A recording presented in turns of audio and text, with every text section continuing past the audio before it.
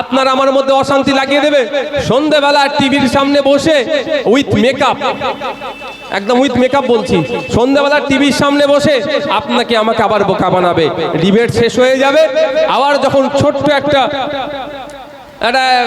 রিফ্রেশমেন্টের ব্যবস্থা থাকে প্রত্যেকটা এতে আপনার হাউসে, তো যখন রিফ্রেশমেন্টের ব্যবস্থা থাকে, যখন চা কফি কাজু কিশমিশ যে যেমন যত বড় হাউস তত ভালো খাবার দেয়, খাবারের চোটে আমি যাই না ওই জন্য, তো যত বড় হাউস তত বড় খাবার দেয়, তখন ওরা আবার গল্প করে কেমন দিলাম বলতো, ও বলে এটা তোমার কিন্তু একটু বেশি দেওয়া গেল, এটা বেশি নাও দিতে পারতে। মানে দিনের শেষে ওরা সব নেতাই ভাই ভাই, আর ভোটারে শত্রু বানায় ওরা।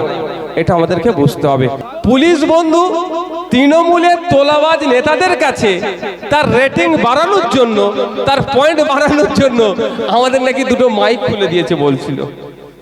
আরে দুটো মাইক খুললে হয়? এই মাইক এখানে তো শুধু নাই, বিধানসভার মধ্যে আছে, ওনার মাননীয়ার কানে আমি ভালো করে ঢুকিয়ে দিই।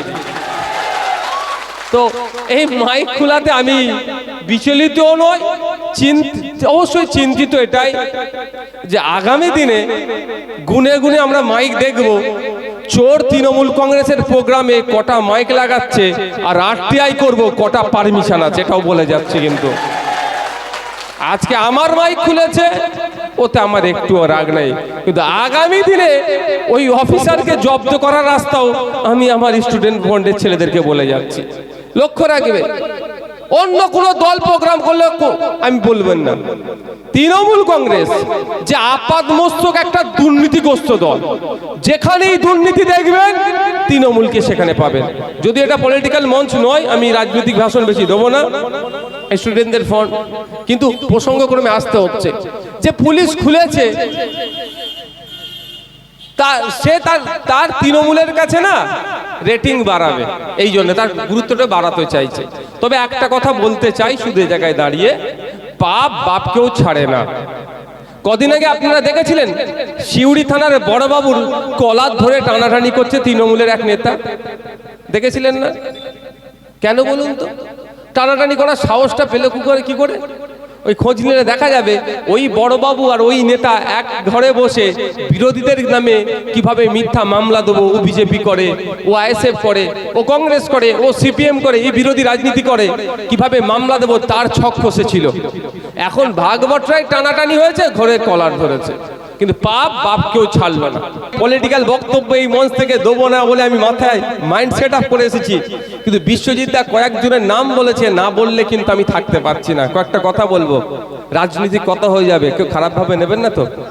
শুনতে চান? আমাদের শুভেন্দু বাবু leader of opposition, Hindu Hindu ভাই ভাই বলে স্লোগান তুলেছে। আমি স্লোগানের বৈধতা অবৈধতায় প্রশ্ন করব না, কিন্তু শুভেন্দু বাবুর কাছে আমার একটা প্রশ্ন আছে, সেটা শুভেন্দু বাবুকে জবাব দিতে হবে।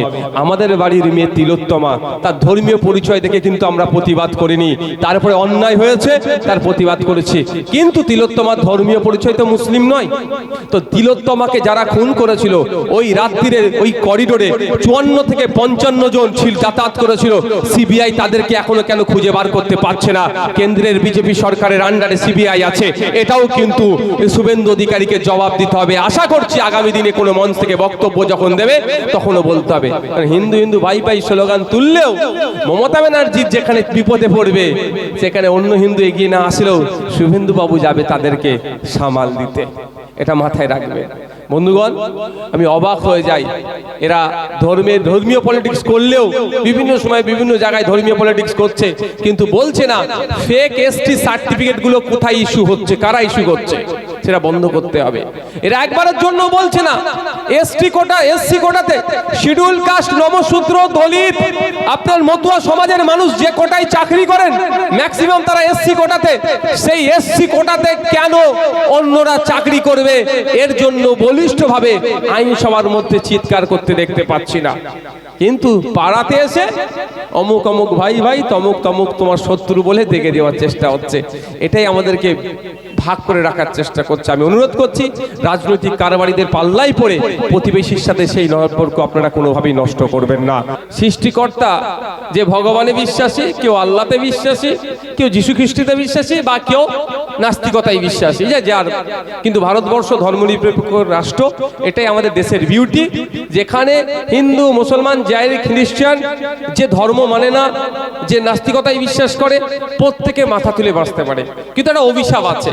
আজকে দেখছিলাম কয়েকটি ভিডিও যে আজকে বন্ধের একটি লিডারকে মাজেদুর রহমান সম্ভবত, তাকে বুনিয়াদপুর থানার আইসি স্যার চড় মেরেছে। ওটা চরম অন্যায় করেছে। কিন্তু এটা আমি সাথে বলার কারণ এটাই যে তাহলে এটা করেছে, কিন্তু ওই আইসি রাত্রে ফোন করে মাকে স্ত্রী তুলে গালাগালি করলো, তাকে ধরে জেলের ভাত খাওয়ানো দরকার ছিল, সেটা খাওয়াতে পারলো না। পাপ এখানে পাপ করছে, আর বাপ কেউ ছাড়বে না। ও অন্য তৃণমূলের নেতাদেরকে দিই সৃষ্টিকর্তা ওকে গালি খাওয়াচ্ছে, খা ভালো করে। আচ্ছা, এখানে আরেকটা কথা বলি, এই ঘটনাটা যদি উত্তরপ্রদেশে হতো, মাজেদুর রহমানকে পুলিশ চড় মেরেছে, এই ঘটনা পশ্চিমবাংলায় ঘটেছে বলে কিছু মুসলিম নেতাদের মুখে আজকে কথা নাই। আমার কথাতে অনেকে তিতে লাগতে পারে, কিচ্ছু করার নেই। যদি উত্তরপ্রদেশ হতো, উত্তরপ্রদেশের বিজেপির পুলিশ মুসলমান লোকটাকে কেমন চড় মারলো দেখলে, এতক্ষণ ফেসবুকে ছিঁড়াছিড়ি হয়ে যেত, সোশ্যাল মিডিয়া এতক্ষণ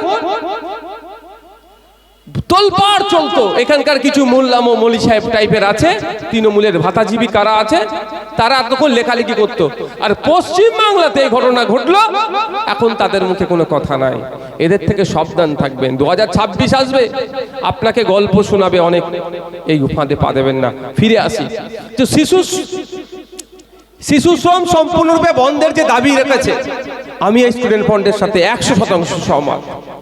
শিশুর হাতে বই খাতা পেন দিতে হবে, তার পরিবর্তে অপদার্থ যে সরকার পশ্চিমবাংলায় চলছে, বই খাতা পেন কেড়ে নিয়ে তাদেরকে কিভাবে সমাজ বিরোধী করা যায় তার সব রকম সর্বাত্মক চেষ্টা করছে। আমি এখানে দাঁড়িয়ে, এই জায়গাটার নাম কি, গঙ্গাপুর মার্কেটে দাঁড়িয়ে বলছি, আমার কথা যদি অবিশ্বাস হয়, আমাদের এখানে যারা নেতৃত্বরা আছে, বা আগামী কোনোদিন যদি আমি এখানে আসি বলবেন আপনি মিথ্যে কথা বলেছেন, একটু খোঁজ নিয়ে দেখুন। গঙ্গাপুর আশপাশে যে সমস্ত স্কুলগুলো আছে, প্রাইমারি স্কুল, হাই স্কুল আছে, খোঁজ নিয়ে দেখুন ওই স্কুলগুলোতে কত বাচ্চা পড়াশোনা করে, আর সেখানে শিক্ষক কতজন। খোঁজ নিলে দেখা যাবে 250-300 বাচ্চা পড়াশোনা করে স্কুলগুলোতে, শিক্ষক 1জন 2জন 3জন। যে তালা খুলছে, সেই ঘন্টা দিচ্ছে, সেই প্রেজেন্ট করছে, ও কুনাকি আবার মিড ডে মিলের দায়িত্ব সামলাতে হচ্ছে। এত কটা সামলাবে কখন, আর ছেলেটিকে পড়াবে কখন? দেখলে দেখা যাবে ছেলেটি আর বেশটা নষ্ট হয়ে যাচ্ছে। ফলে কি হচ্ছে, ক্লাস 4 থেকে যখন 5-এ হাই স্কুলে যাচ্ছে, অন্য ইংলিশ মিডিয়াম বিভিন্ন জায়গা থেকে ছেলেরা যখন আসছে, কম্পিটিশনে আপনার আমার ছেলেটা পারছে না, কাজ ছেড়ে দিয়ে চলে যাচ্ছে, পড়া ছেড়ে কাজে চলে যাচ্ছে। বকলমে রাজ্য সরকার এইগুলোকে শ্রমিক বানানোর চেষ্টা চালাচ্ছে। আপনারা অবাক হবেন। আমি আপনাদের এখানকার মানুষকে বলে যাচ্ছি, যদি আমার কথা অসত্য হয়, আমার ফোন নাম্বার তো গুগলে গেলেই অ্যাভেলেবেল পেয়ে যাবেন। আমার নাম্বারে ফোন করে বলবেন, ভাই আপনি এসে মিথ্যা কথা বলে গেলেন। এখানে এই এলাকার মানুষদের বলছি, যাদের ছেলে মেয়েরা সরকারি স্কুলে পড়াশোনা করে, ক্লাস 5-6 এর বাচ্চাকে আজকে বাড়িতে যাবেন, বাড়িতে গিয়ে ডাকবেন, ডেকে প্রশ্ন করবেন, পেনটার খাতাটা হাতে তুলে দেবেন, তোর নাম, তোর বাবার নাম, তোর মায়ের নাম, কোন ক্লাসে পড়িস, কোন স্কুলে পড়িস, আর তোর ঠিকানাটা একটু ইংলিশে লিখে দিত। 100টা ছেলেকে চেক করবেন। আপনার আমার বাড়ির ছেলেগুলো যারা আর্থিকভাবে আমরা দুর্বল, দিন আনে দিন খাই, সকাল হলে এখানে ট্রেন ধরে কলকাতায় যাই, দিন মজুরের কাজ করি বা কোনো বেসরকারি সংস্থাতে কাজ করি, মাস গেলে 10-12 হাজার টাকা আমার শ্রমের মূল্যায়ন ঠিকঠাক পাই না। যারা কাজে যায়, সন্ধ্যায় বাড়ি ফিরি, তাদের বাড়ির ছেলেগুলো আর্থিক দুর্বলতার কারণে প্রাইভেট স্কুলে আমরা দিতে পারি না। আর আমাদের ছেলেগুলো যেখানে যাচ্ছে, শুধুমাত্র ওই আর পাঠশালা নেই, এখন ওটা কি হয়েছে, রন্ধনশালায় পরিণত করে দিয়েছে। কারণ আমাদের ছেলে ওখানে পড়াশোনা করে। আমরা কারা? আমরা মুসলমান, আমরা দলিত, আমরা আদিবাসী, আমরা পিছড়ে বর্গের মানুষ, আমরা আর্থিকভাবে দুর্বল, আমরা শ্রমিক শ্রেণীর মানুষ। আমাদের সন্তানগুলো যেখানে পড়াশোনা করে সেই জায়গাগুলো ইচ্ছাকৃতভাবে এই রাজ্য সরকার ধ্বংস করছে। আর আপনাকে আমাকে কখনো ভোটের জন্য কেউ বলছে হিন্দু হিন্দু ভাই ভাই, তো কেউ বলছে মুসলমান মুসলমান ভাই ভাই। ঠিক আছে ভাই, তুই তোরটা নিয়ে থাক, ওকে ওরটা নিয়ে থাকতে দে, কিন্তু দিনের শেষে আমার হিন্দুর ছেলে আমার মুসলমানের ছেলে দুটো সন্তানেরই কিন্তু যারা আর্থিকভাবে দুর্বল, দুটোর কিন্তু বেশ নষ্ট হচ্ছে। সে আর উচ্চ শিক্ষায় শিক্ষিত হওয়ার জন্য যে বেশের দরকার সেটাই ধ্বংস হয়ে যাচ্ছে। যদি না বিশ্বাস হয় আজকে বাড়িতে যান, ক্লাস 3-4 বাচ্চাকে ডাকুন, একের অনুশীলন একের অঙ্কের বইটা খুলে দিয়ে অনুশীলন একের অঙ্কটাই করতে দিন, যে বাবু এই অঙ্কটা করে দে তো। 100 জনকে চেক করে দেখুন, আমি দায়িত্ব নিয়ে বলতে পারি 90 জন ফেল করবে। ক্ষতিটা কার হচ্ছে? নেতার ছেলে? নেতার ছেলের ক্ষতি হবে না। নেতার ছেলেকে খুঁজে দেখুন, যে কোনো পার্টির কথা বলছি আমি যে কোনো পার্টির কথা বলছি, শাসক সমেত যে কোনো পার্টির কথা বলছি, নেতার ছেলেগুলোকে খুঁজে দেখুন, যারা ব্লক লেভেলের আছে, এমপি এমএলএ মন্ত্রীর ছেলে মেয়েকে পরিবারকে দেখুন, প্রাইভেট স্কুলে পড়াচ্ছে, ইংলিশ মিডিয়ামে পড়াচ্ছে, বাইরে থেকে পড়িয়ে নিয়ে আসছে। আর আপনি এতদিন আপনাকে আমাকে লাঠিয়াল বাহিনী হিসেবে কাজে লাগিয়েছে, আগামী দিনে আপনার আমার ছেলেকে লাঠিয়াল বাহিনী করে রাখবে বলে এখনই থেকেই তার বেশটাকে ধ্বংস করে দিচ্ছে।